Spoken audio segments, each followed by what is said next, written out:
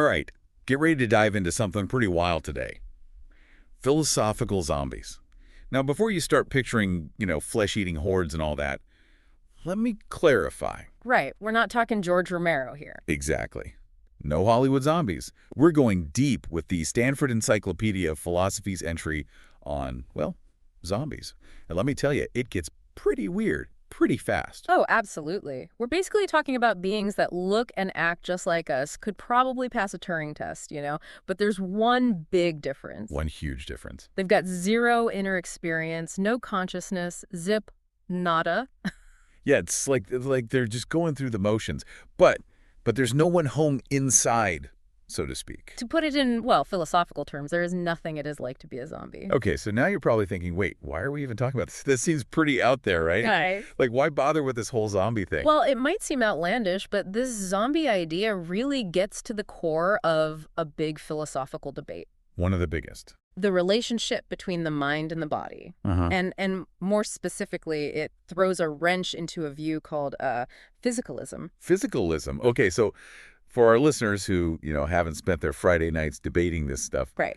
Can you give us the physicalism for dummies explanation? Sure. Physicalism, basically, it's the idea that everything in the universe, and that includes consciousness, can be explained in terms of, well, physical stuff. So like atoms, molecules, all that jazz. Exactly. Your thoughts, feelings, your sense of self, all of it. It's just neurons firing in your brain, no extra ingredient needed. Okay, so if that's true, if physicalism is the whole story, then if we could build an exact physical copy of you, we'd also be creating a copy of your mind. Right, and all your experiences too. Because at the end of the day, you're just, physical stuff arranged in a particular way. That's the idea. But that's where this whole zombie problem comes in. If it's even possible, just possible, that a zombie, something physically identical to you but without consciousness, well, if that could exist, then physicalism might have a problem. So it means there's something about consciousness that goes beyond just the physical stuff. Right. It's like, imagine you're baking a cake. You follow the recipe perfectly, same ingredients, same oven temperature, everything. You should get the same cake every time. Exactly. But if there's even a chance you could end up with something that looks and smells exactly like a cake but isn't actually a cake, well, that suggests maybe we don't understand baking as well as we thought. Or maybe there's a secret ingredient we're missing. Maybe. And that brings us to the big question, the one that keeps philosophers up at night. Can we really conceive of a zombie world? A world physically identical to ours, but with no consciousness, no experience. So we're not talking about, people just zoning out during election. Yeah. No, not at all. We're talking about beings with all the physical machinery that we think gives rise to consciousness, but it just doesn't. It's like a computer program running perfectly, but nothing's showing up on the screen. Exactly. Okay, so the big question is, are zombies, in this very specific philosophical sense, actually conceivable? That's the million-dollar question. Yeah. Or maybe the million-philosopher question. And to answer that, we need to dive into the world of, well, arguments. Yeah. And that's where things get really interesting. Well, as you might expect, the question of whether zombies are conceivable has sparked a whole lot of debate in philosophy. Some, like philosopher David Chalmers, find the idea pretty plausible. After all, we don't seem to bump into any logical contradictions when we try to picture, a zombie in our minds. It's like trying to explain the color red to someone who's been blind their whole life. There's no logical reason they couldn't see red, but how do you even begin to bridge that gap? Is consciousness maybe kind of like that? Something we can't really grasp or explain through logic alone? That's the kind of thinking that Chalmers is exploring with his philosophical zombie argument. He actually uses a bunch of thought experiments to try and make the case that zombies are conceivable. One of his most famous is the what he calls the homunculus argument. So imagine, if you will, your brain, but instead of neurons, it's this vast network of tiny people. Okay, I'm listening. Each of these little guys, right, they're each doing the job of a single neuron in your brain. And they're all communicating with each other using tiny little cell phones. Okay, hold on. I'm now picturing like a microscopic society inside my head with tiny construction workers building my thoughts and tiny chefs cooking up my emotions. I'm not sure if I should be like fascinated or terrified here. But wait, I guess the point isn't whether this homunculus head would actually be conscious, is it? No, you got it. The real question is it conceivable that it wouldn't be conscious?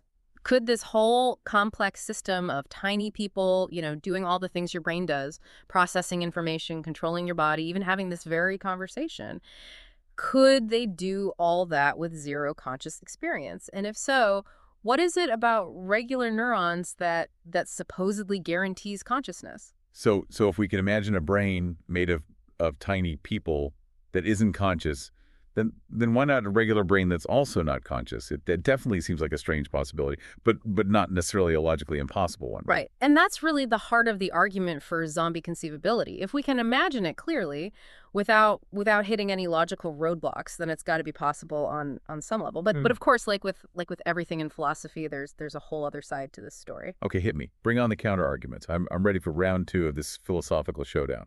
All right. Well, some philosophers, folks like Daniel Dennett, they're not buying it. They argue that maybe we just haven't really grasped how truly complex consciousness is. Maybe our imaginations are just too limited. Have we really thought through all the subtle nuances of thought and behavior that come with being conscious? So it's like trying to picture a world without gravity. Yeah.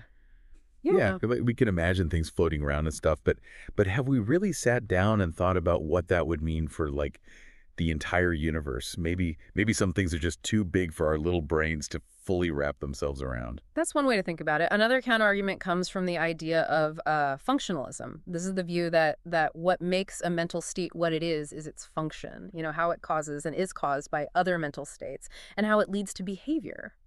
So like, are you saying that like being in love isn't really about some mystical feeling, but it's more about a set of things you do? Like Right. like writing bad poetry and making grand romantic gestures. Well, okay, it's a bit more nuanced than that. But yeah, you've got the basic idea. Functionalists would argue that if you create a being that's physically identical to you down to the very last atom, it's going to have the same functional organization.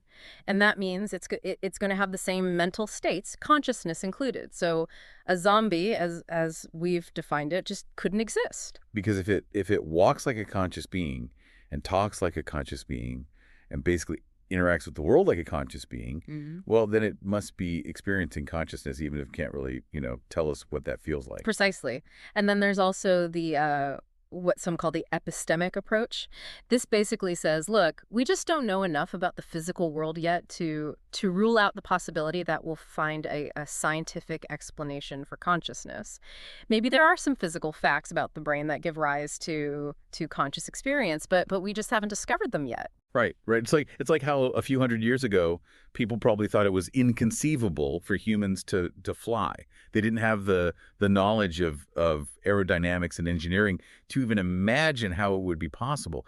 Maybe we're in a similar situation with consciousness right now. Like we're just missing a few key pieces of the puzzle. That's a great point. But even if we just assume for the sake of argument that zombies are conceivable, does that automatically mean they're possible?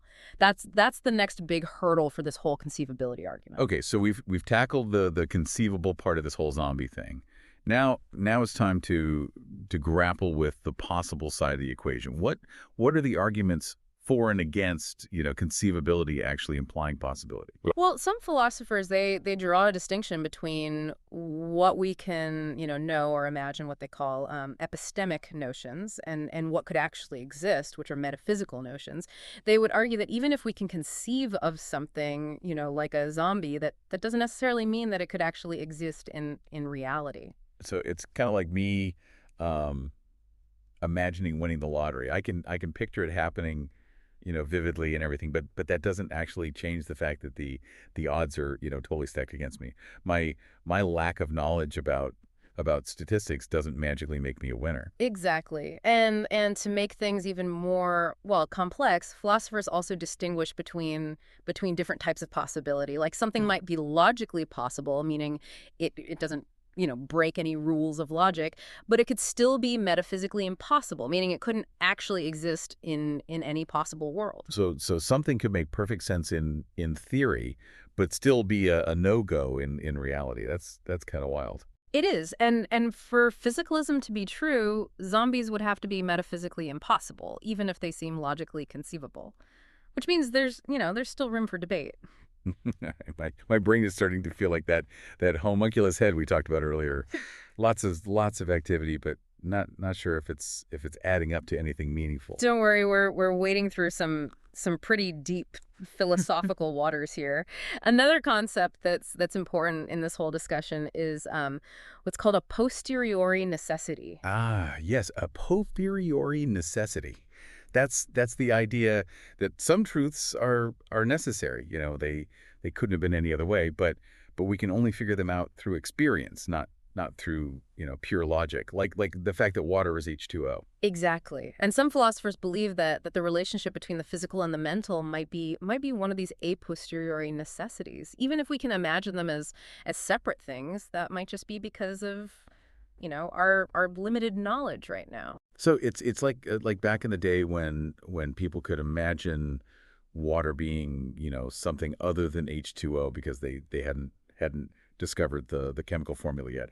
Maybe we're doing something similar with consciousness. We're imagining it as separate from the physical because we haven't uncovered the true connection yet. That's the idea. And it leads to the suggestion that maybe the way we think about conscious experience, using what philosophers call phenomenal concepts, maybe that's actually leading us astray. So our phenomenal concepts, the way we grasp the feeling of experiences, they might be tricking us into thinking there's a gap between the mind and the body when at a fundamental level there isn't. It's like our concepts are casting shadows that we mistake for real entities. That's a great way to put it. And if that's the case, then zombies might be conceivable in our minds, but not actually possible in reality. Which would leave the door open for physicalism to be true. All right, so we've explored these arguments for and against the possibility of zombies, even if we can't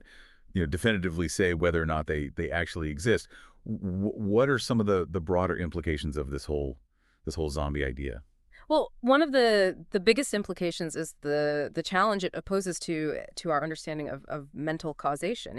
If the physical world is a closed system where everything is caused by physical events, then how can our thoughts and feelings, which supposedly aren't physical, how can they have any real impact on our actions? So you're saying that like my conscious decision to reach for that second slice of pizza is actually an illusion. Yeah. My brain and body were already on autopilot, headed straight for that pizza, regardless of what my conscious mind was thinking. That's one way to interpret it. If zombies are possible, it really throws this whole idea of free will and conscious control into question. It suggests that consciousness might just be a side effect, a passenger along for the ride, but not actually in control of the wheel. Which is a pretty unsettling thought, considering how much we value our ability to make choices. Makes you wonder, like, what's even the point of consciousness if it doesn't actually do anything. And that brings us to another fascinating implication. The evolutionary function of consciousness. If it's possible for a being to be just as smart and successful without consciousness, then why did it evolve in the first place? What evolutionary advantage does it actually provide? Right. It's like why develop the ability to feel pain if you can just as easily avoid dangerous situations without it. Seems like a pretty big evolutionary investment for something that might not be essential. Exactly. And finally, this whole zombie idea takes the classic problem of other minds to a whole new level. If zombies are possible, then how can we ever be certain that other people aren't just, incredibly convincing imitations, just going through the motions without any genuine inner experience? So everyone around me could be experiencing like absolutely nothing and I'd be none the wiser. That's both terrifying and strangely freeing at the same time. Indeed. The zombie problem really throws a wrench into our social interactions and our understanding of what it means to be human. Oh, this has been one heck of a deep dive. We've explored philosophical zombies, those eerie beings that look and act like us, but lack that spark of consciousness. We've seen how the possibility of zombies challenges this whole idea of physicalism, and it raises these really profound questions about the nature of consciousness, the relationship between the mind and the body, and the very meaning of our inner lives. We've unpacked the conceivability argument. It wrestled with this really thorny issue of conceivability versus possibility, and considered how our phenomenal concepts might be, shaping our understanding of this whole debate. And we've touched on some of the just mind-blowing implications of this zombie idea, from questioning the role of consciousness in our actions to rethinking the very foundations of our social interactions. So where does this leave us? Can we definitively say whether or not zombies are possible? Well, as with many big philosophical questions, the answer is not so simple. There are compelling arguments on both sides, and the debate it continues. But even if we can't, settle this question of zombie possibility once and for all, the very act of contemplating it has forced us to confront some fundamental assumptions about ourselves and the world around us. It's pushed us to the limits of our understanding and opened up, new avenues of exploration. Exactly. It's not always about finding the right answer, right? It's about asking the right questions, challenging our preconceived notions and expanding the boundaries of what we think is possible. And who knows, maybe the very fact that we can imagine zombies so vividly, maybe that reveals something profound about how our minds work, Yeah. about this intricate dance between our inner world and the external reality that we inhabit. So keep pondering those philosophical zombies, folks, and maybe next time you're talking to someone, just take a moment to consider: are they experiencing the world just like you are, or is there something else going on behind those eyes? Something we might never fully comprehend. Until next time, keep exploring, keep questioning, and keep diving deep into the mysteries of the mind. And hey, if you ever happen to bump into a philosophical zombie, let us know. But maybe keep a safe distance, just in case.